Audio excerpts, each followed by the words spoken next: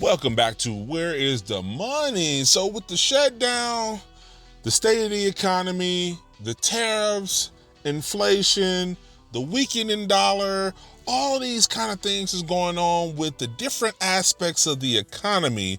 So under Trump's economy, the question is America great again yet? Are we there yet, or we still got some work to do? My vote would be we got a lot of work to do. Or better yet, we are dealing with an economic collapse that has to happen before any positive change could even take place. Let's break down where we are with things so far. Our economy is either going to collapse in the next 6 to 8 months or we're going to print trillions of dollars into our economy. I want to tell you exactly why. I'm not going to edit this. There's 3 F's: the foundation, the fuel, and the fire. I'm going to tell you who's holding the match and who's putting the fuel there, but let's talk about the foundation real quick. It's the 3 Ds: the debt, the deficit, and the dollar. The debt is growing, the deficit's growing, and the dollar is weakening. It had the worst opening 8 months of a year in the last 52 years. Dollar is weakening. What does this mean? It means that your dollar is worth less.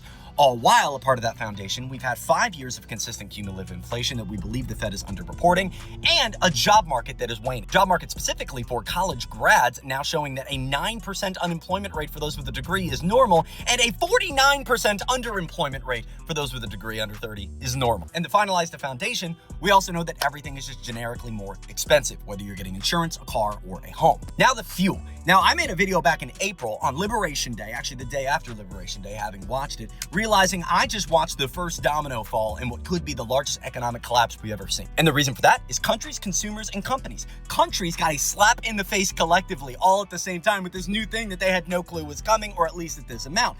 Companies now have to pay a higher amount to import these goods, leaving them less liquidity to potentially create jobs, to potentially lower prices. They have to make as much money as they can because they're paying a higher price too. And the last, the consumer. The consumer is going to be paying more because it is going to get passed through the consumer. And in a world where inflation is high and wages are low, this is detrimental. Now clock this one in with me because this is the most important part. Since Liberation Day in April, our bond market auctions have been weak at best, especially long-term debt. And if you don't know what a bond auction is, it's how people buy bonds. If you don't know what a bond is how we package our debt for investors. And if you don't know what that means, just Google what is a bond. You'll find a great YouTube video. Bonds determine rates for you and I. You want a car? You want a credit card? You want a home? You want to finance a new leg because one fell off in a car crash? You're going to have to look at the residential rates or the retail rates to see what your interest is going to be. And the way that these banks figure out these retail rates is by going off of the bond market. When the bond market goes up, so do rates for everything we do. Now, if you've been watching the Federal Reserve meetings, don't worry, I have if you haven't. They have been talking about a Fed rate cut, and in September, we finally got one. But did you know that the 30-year mortgage rate and car rates actually went up after this Fed rate cut? One of the biggest pieces of fuel is right here. The Fed cuts the rate, but 10, 20, and 30-year bonds go up. So how do they fix this problem? Well, if you ask a free market economist, the market will fix the problem. The market will fix it in time and allow for this topple over effect to happen because there's too much wealth at the top and it needs to be redistributed. But what we saw in 2008 was they invented this thing called quantitative easing to prevent that very thing from happening. See, in 2008, it wasn't just a housing market crisis. In fact, it was a bank failure. And a bank failure is what caused the market crash. You'd be blown away to know how Jeffrey Epstein's involved in all that, but that's for another video. The point of it being is when the market crashed, banks froze up. They weren't lending to one another. They also weren't lending to people like you and I, and we didn't want to get the loans. Why? Because nobody had jobs and rates were too high. See, the Fed started to lower their rate, but what happened to the bond market? The bond market actually went up. This is the only other time we've seen in history recently where that has happened. And the reason it happened is think of yourself as the bond investor. A bond is you getting paid a yield based off the likelihood that at the length of this yield, 10, 20, 30 years being the maturity date, that at the end of that 10, 20, or 30 years, our economy is still strong, our dollar is still strong, and we're still trucking along. So a lot of investors have a little bit of a, I don't know, about that very thought process. We're seeing that in the weakness in the bond auctions. This is a very nonpartisan way of looking at the status of our economy. So we've had the foundation. We know where we sit. There's a lot more we could go through. We've talked a little bit about the fuel. What's laying on the ground right now? We have people that can't afford anything, banks that are starting to get crunched, and a market that we can't get into because rates are simply too high. So what's going to happen next, I believe, are the three options for a fire. Bank failure, total collapse, or 2008 in March, Bear Stearns toppled. In September of 2008, Lehman Brothers toppled. This bank failure happened because they were not liquid enough. They went solvent.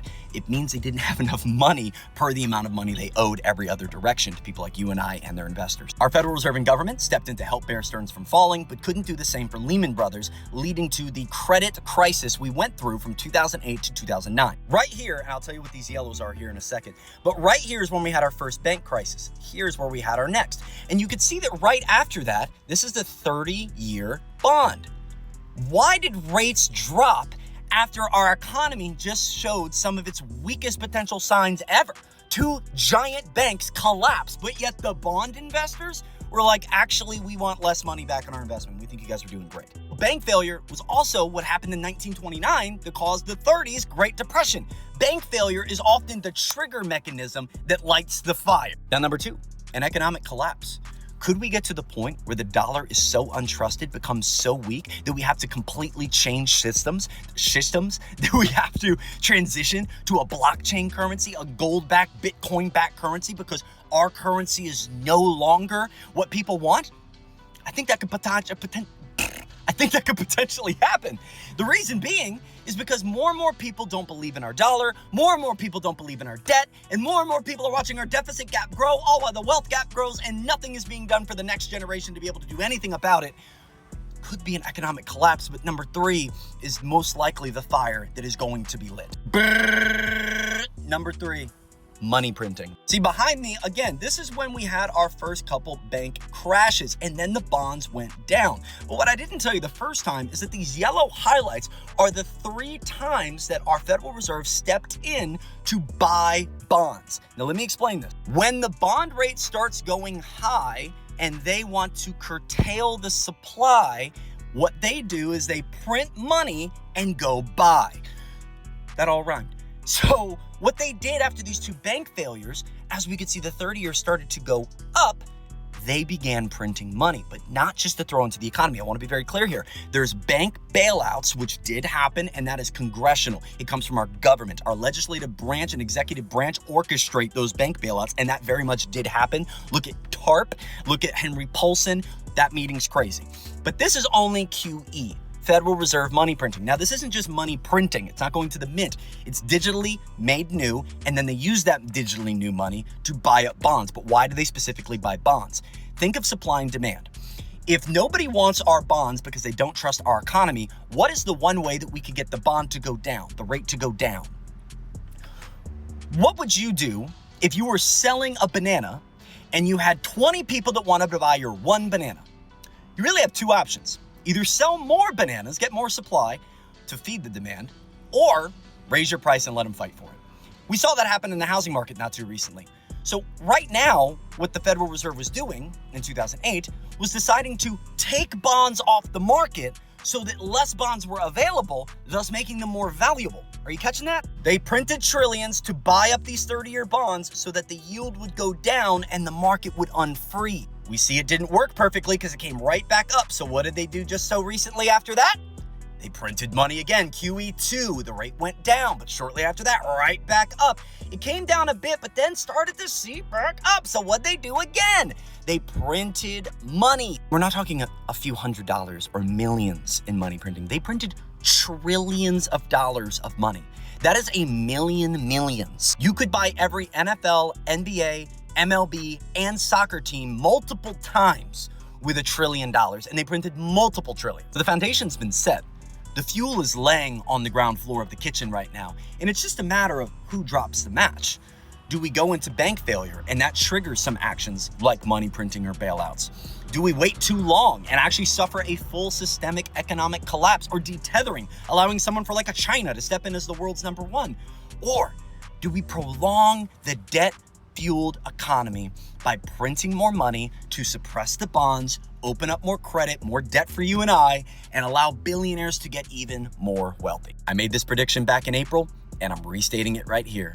I said 12 months then, I'm saying 6 to 7 now. We are right on pace for something to happen, something to crack, and it's going to print millions into our economy. And what that means for you is if the dollar weakens, hold gold, hold Bitcoin. If it all falls apart, just have a good shack in the woods. And if we print just a ton of money and expand our monetary base, everything asset-wise will inflate. Hold stocks, hold housing, hold something that's going to grow with it. If there's anything historically factual that we can look at, is anytime our economy has looked a meltdown economically in the eyes, we usually print money and just have a melt up. So this guy broke it down very, very well.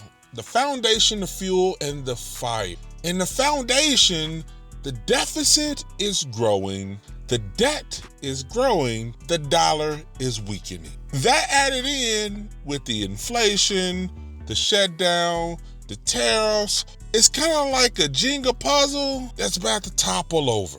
Is that how you look at the economy right now? Is that your experience with the economy right now? And what do you make of this? You tell me.